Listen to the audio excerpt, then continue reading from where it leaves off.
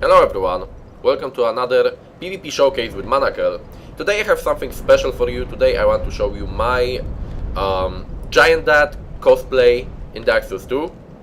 For those of you who don't know what a GiantDad is, a GiantDad was a build originally created by only Afro, if I remember correctly, which was kinda of a parody of the min-maxing people in Dark Souls 2, in Dark Souls 1. But it turned out to be such a powerful and good build that before the game ended, before Dark Souls 2 came out and everyone switched from Dark Souls 1 to Dark Souls 2, the GiantDad was probably the most popular build in PvP in Dark Souls 1. Especially, like I said, at the end of the game when the game was ending. So, the way the GiantDad build worked in the first game was you were using a Chaos Zweihander, and Chaos infusions in Dark Souls 1 worked in a way that it scaled from your humanity, and that's it. You didn't need any stats, you just needed the stats to wield the weapon, and the scaling was from your humanity, the amount of humanity you have.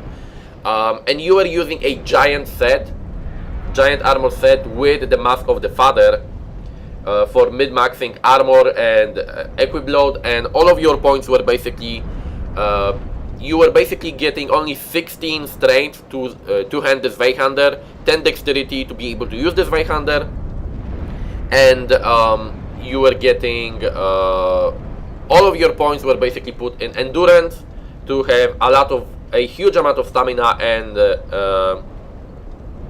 vigor, which in the first game was vitality, to have as much life as possible. So that was the build basically, and you were using also some Black Flame Pyromancies for a lot of damage from in your offhand, plus a stamina regeneration shield to have more stamina regeneration, and that was basically the build in the first game. In this game it's kinda hard to recreate it in that way, but I did something more of a cosplay than a actual recreation of that build. So let's jump in the stats. I'll show you the stats like you see now. Bear in mind that this character is level 190, not because you need to level the character so high, it's because this character actually has 4 builds on it. I have 4 builds on this character that I use, and I switch the builds from time to time. And if the only way I can use 4 builds on this character without using a soul vessel every time I want to switch my builds, is to level up the stats that I need for all of the builds and have the character a bit higher in soul level. So this character is level 190 just because of that. So let's explain the stats. Vigor 50 points, kinda obvious, you need as much life as possible. Endurance 44. Now if I had more points, if I would level this character, let's say to level 200, or would decrease the points from other stats that I don't need on this particular build, I would probably increase endurance to around 55, just because the more endurance you have, the better this build is. Vitality is sitting at 27. As you can see, I'm sitting at 69.9 equip load, so this is min-maxing to the max in terms of equip load. Attunement 25, because I want to have 5 attunement slots. Dexterity 27. Now dexterity you don't need that high. This is the 27 dexterity is basically for my predator build that I use on this character also. For this build, sitting at the base 14, that is the minimum dexterity for a bandit class, which I started with. The 14 would be enough, you don't really need more. Strength 42. Now you can increase the strength more, or you can just keep the strength at 24, which is the minimum to use the weapon the Zweihander one-handedly. I have 42 dexterity because, like I said, strength, I have 42 strength because I need that amount of strength to use a dual greatsword build on this character, a power stance greatsword build. But if you would be making this build like in Dark Souls 1, the GiantDad was, you probably should keep your strength at either 16 to just two-hand the weapon, or 24 to be able to one-hand the weapon also. And adaptability is at 19 points because combined with 25 attunement, 19 adaptability gives me 100 agility, which is very nice. You get 12 iframes per roll, so it's very helpful. Now let's go in the items and I'll explain everything. First, armor. As you can see, Mastodon armor combined with the Pharros mask. Of course, you should reinforce the Pharros mask to +10. I just don't have the upgrade materials at the moment. So this build is a GiantDad Cosplay, but it probably should be called a Mastodon Pharros in Dark Souls 2. A Mastodon Pharros probably would be the proper name for it. In terms of rings, I'm using, of course, the Third Dragon ring. This is kind of obvious. This is the best ring in the game, in my opinion. Chloranti ring +2, Stone ring and Life ring +3. The Life ring +3 is great. It gives a lot of HP. As you can see, I'm sitting at 2,498 with the ring. If I take it off, it decreases to 2,172. So it's a huge amount of life, in my opinion, that it gives.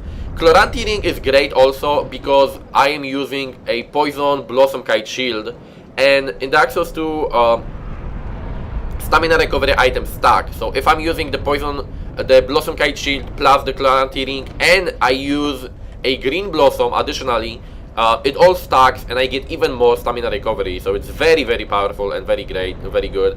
Pyromancy Flame +10, kinda obvious. Also, the Blossom Kite shield is poison because just because the Blossom Kite shield is one of the few shields that if you make it poisonous, it will give you 100% poison defense. So if I face someone who for example tries to poison me with his weapons, I can just block it with the shield and I will not get poisoned.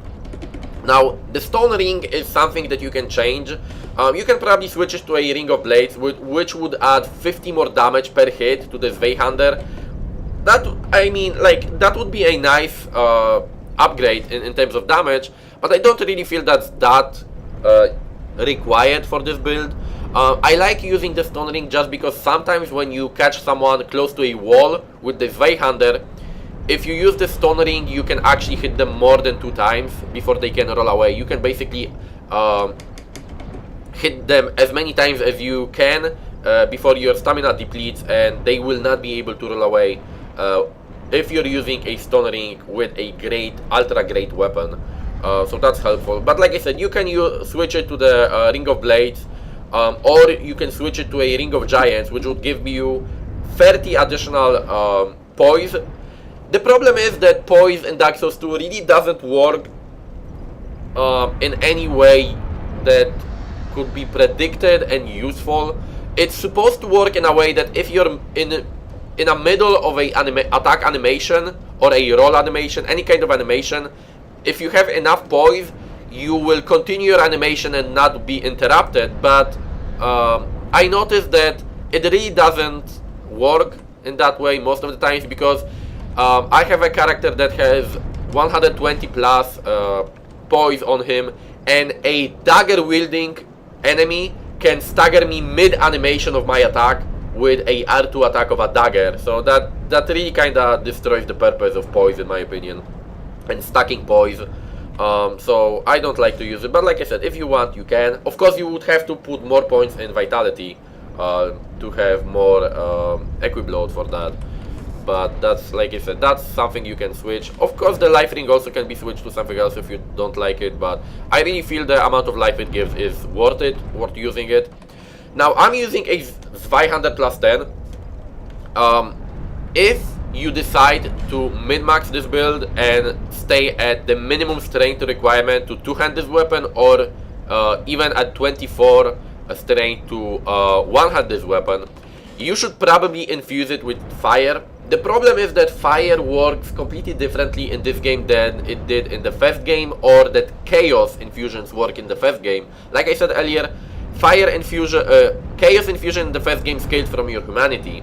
Fire infusion didn't scale, but gave you a base amount of damage, fire damage, onto your weapon, but you lost completely all scaling on your weapon. In Dark Souls 2, infusing decreases the scaling from your physical stats, but doesn't negate them completely. So if I would make this weapon a fire Zweihander, it would probably decrease the strength scaling to C and dexterity to D, something like that, and would add fire damage. But the problem is that fire in Dark Souls 2 scales from your int and fate combined. So it basically combines the amount of int and fate you have and scales from that.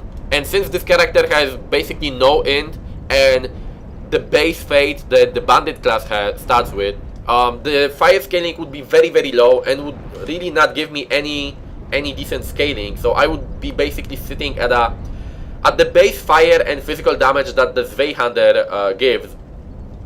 But like I said, if you want to min-max this build and just keep your stats at the base level that you need to use the Zweihander, fire would definitely be better for you, just because you would get a bit more damage, and since you would not get any physical scaling from a plus 10 Zweihander because you would not have enough strength for it or dexterity, so probably fire would be better. From what I personally tested, the fire Zweihander on this build, it gives a bit more damage to enemies that have low fire defense. The problem is that if someone has high fire resistance, high fire defense, the damage is very low. The damage is much lower than a Zweihander plus 10. And I feel that that fire resistance is probably the easiest one to get in Dark Souls 2. I really feel that fire is the resist that is the easiest to get. A lot of shields have almost 100% fire resistance. Some shields have 100% fire resistance. And a lot of armor sets have also high fire resistance on them. So I really feel, for example, the Smelter Demon set has very high fire resist, and a lot of people are actually using the Smelter set in PvP. So I feel fire is good for PvE, but maybe not that great for PvP. But like I said, if you would make the stats to the minimum, take the stats to the minimum that you need to use it, you probably should make it fire, a fire Zweihander, because you probably will have more damage in that case. Now let me show you the pyromancies I'm using. I'm using Forbidden Flame weapon to enflame my weapon. I feel Flame weapon is a fun pyromancy that I like to use. I also use Great Combustion. Great Combustion is incredibly powerful in PvP. It has a huge hitbox.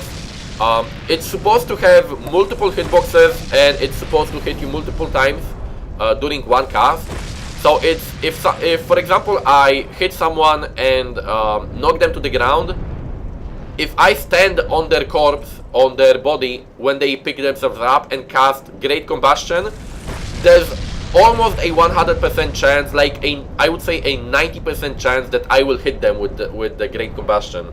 So it's very powerful in PvP, and it also helps to punish people that come close to you when they feel that you cannot attack them, or they just want to finish you off when you're low on life. And I also use Forbidden Sun just to catch people off guard, or catch people that try to run away from me to heal, like use S2s in PvP, or to catch people that, for example, try to cast spells at me from a distance. I can just, roll through it and cast Forbidden Sun in their face, because it kinda is fast in terms of casting.